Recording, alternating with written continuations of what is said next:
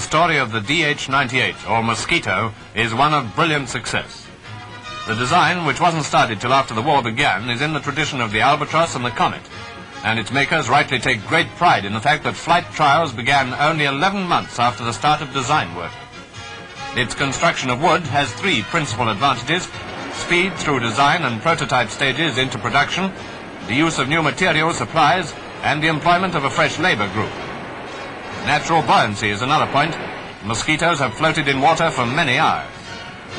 The stressed skin fuselage, proved by the Albatross in 1937, has been proved again by the Mosquito.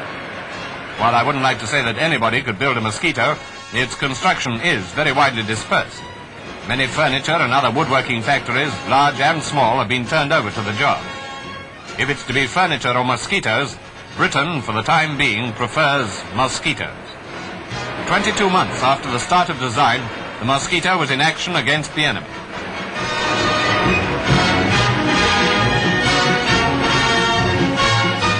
A test pilot, designers and Captain de Havilland are seen standing beside one of these magnificent aircraft, at the moment the fastest aircraft in operation in the world.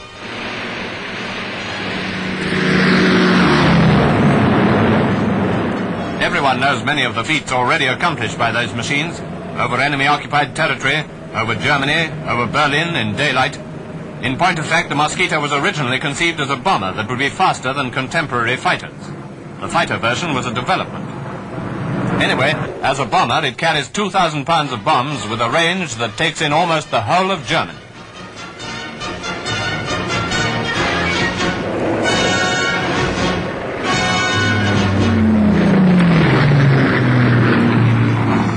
Well, that's the Mosquito.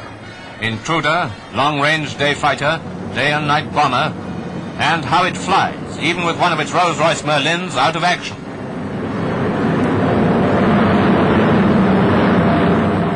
The Mosquito has certainly gone far to prove that British designers and Royal Air Force pilots will continue to make rings round the enemy till the war is won.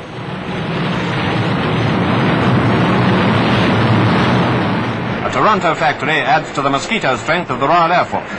The famous Mosquito, which is made of specially constructed plywood, has already proved itself in two capacities. As a bomber, in operations as daring and as distant as the daylight raid on Berlin; as a fighter, by such outstanding action as the shooting down of German bombers in the Bay of Biscay.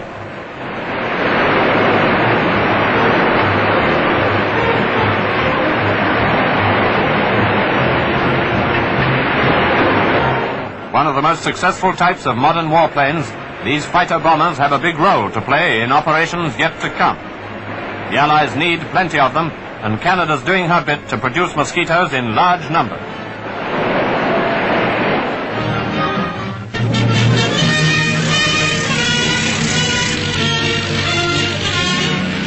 On the 5th of December, 34 Mosquitoes of Coastal Command flew off on a particularly difficult operation. A number of German merchant ships and their escorts were known to be lying in Nordgulen Fjord, Norway, and to attack them meant diving steeply between the snow-capped mountains of the enemy's hideout. They were pretty certain to have to face heavy flak in addition.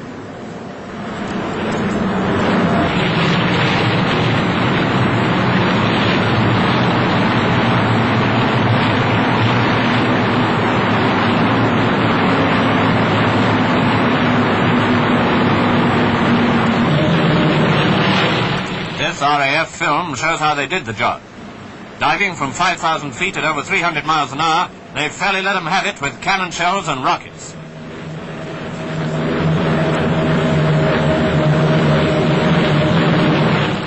You can clearly see tracers and rockets hitting the ships and gun flashes from the ships.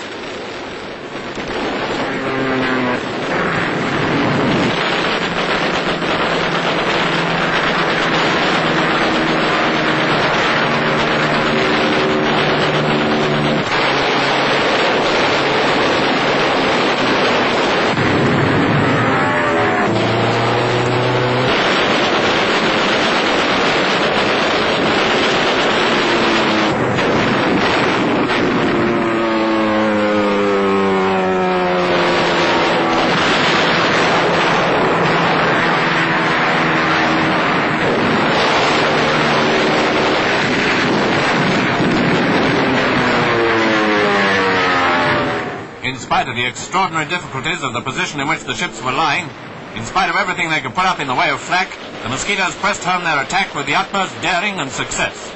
Every ship was left burning.